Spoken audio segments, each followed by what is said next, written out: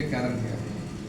हम जनता की आवाज़ को उठाना चाहते हैं। अरवल की आवाज़, जनता की आवाज़ को उठाना चाहते हैं। जैसे कि हमारा सिंचाई विभाग भी है, तो उसमें जो है हम लोग का जो खेती है, ये यहाँ पर कौन सी जगह, इंद्रपुरी, इंद्रपुरी जो है, वहाँ से जो नदी आती है, हाँ नहर जो आती है, तो उसमें इतना उसका उड़ाही आज तक नहीं हुआ है। तो वहाँ की जनता, हम जब घूमने जाते हैं तो वहाँ की जनता कहती है कि यहाँ पर तो पानी का कोई व्यवस्था ही नहीं है, हमको ट्यूबवेल चला के करना पड़ता है। तो सबसे पहले हम सिंचाई का जो व्यवस्था उसको सुधारेंगे, और जितना भी लोगों की समस्या होगी उसको जरूर ही सुधारने का काम मैं करूँगी। मैडम एक सवाल है कि जो अभी एक एनडीए से प्रत्याशी जो मनोज शर्मा घोषित किए गए हैं रोल से, और जो है कि वर्तमान में जो भी विधायक हैं, तो क्या मतलब कितना बड़ा आपके मुकाबला लग रहा है यहाँ जनसुराज के साथ? कितना बड़ा मुकाबला लगेगा, कितना संघर्ष होगा आपके लिए चुनाव?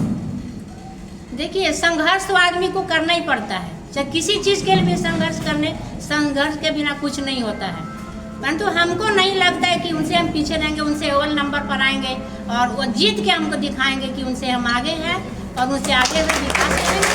ये मेरा वादा है, और ये हम अरवल को अव्वल बनाने के लिए जरूर अपना विधानसभा में जाएंगे, अपनी अरवल की आवाज़ को उठाएंगे। आपका सरसी करने का क्या उद्देश्य है? जी, आज जो पीसी किए हैं उम्मीदवार वहाँ जो घोषित हुए हैं आप पटना में जी, पार्टी ऑफिस में अपना, तो आज जो अरवल कार्यालय पर पीसी करें, इसका उद्देश्य क्या है? उद्देश्य क्या मैं अपनी जनता को संदेश देना चाहती हूँ कि हम भी प्रत्याशी बने हैं, इसलिए जब विकास के लिए आप जितना भी होगा हमसे वो आपका विकास करेंगे। इसी संदेश के साथ मैं इसी के संदेश देने के लिए ये हमको विधान इसके लिए चुना गया है, तो इसलिए मैं इसी को रोजगार के लिए, जैसे कि महिला बेकार घर में बैठी रहती हैं, तो उनको जरूर रोजगार के लिए हम उनको, जैसे महिला के हम समूह में भी जोड़े हुए हैं, जैसे 20 रुपया वाला जब समूह जोड़ता है, और जैसे उसको रोजगार करने के लिए पैसा ऋण पर दिया जाएगा उनको, कि अपना रोजगार करके किसी भी रोजगार को अपना करके अपने अरवल का विकास कर सके, अपने परिवार का भी विकास कर सके, और अपने बच्चों को पढ़ा करके, इसी बच्चे ही क्योंकि वह हमारे देश का भविष्य है, इसके लिए महिला जो है, महिला अपने बच्चों को पढ़ाने के लिए कुछ भी कर सकती हैं। इसलिए रोजगार जो उनको है, रोजगार जरूरी है, और रोजगार जब तक नहीं मिलेगा तब तक यहाँ पर विकास नहीं होगा। इसलिए सबसे पहले तो विकास का ही मुद्दा है कि सब विकास होना चाहिए, तभी हमारा जो बिहार है आगे बढ़ेगा, हमारा अरवल आगे बढ़ेगा। प्रशांत किशोर का शिक्षा पर विशेष करके ध्यान रखता है, तो आप जीतेंगे तो शिक्षा अरवल में किस तरीके की शिक्षा?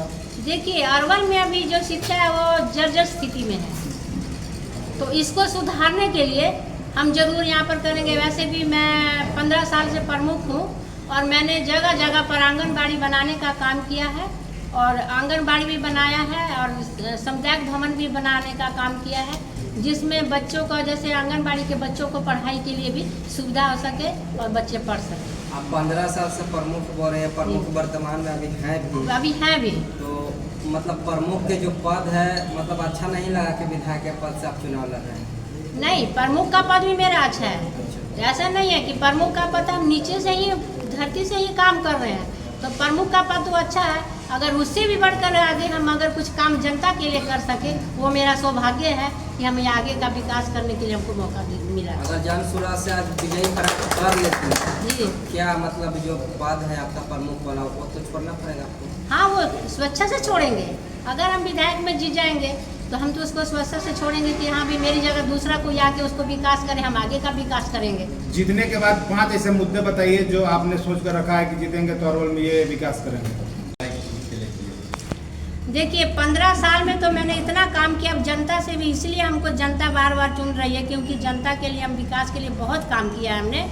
कि देखिए, जैसे गरीब आदमी है, उनको इंदिरा आवास दिलाया है, उनको क्या बोलते हैं, उनको विकास के लिए क्या है, स्वास्थ्य के लिए स्वास्थ्य केंद्र बनवाया है, पशु शेड के लिए बनवाया है, पशु शेड, पशु कराने के लिए जगह नहीं था जिन गरीब के पास, उनको पशु शेड भी बनवा के दिया है। जो गरीब महिला 60 साल से ऊपर महिला पुरुष हैं, उनको हमने वृद्धा पेंशन करवाने का काम भी किया है।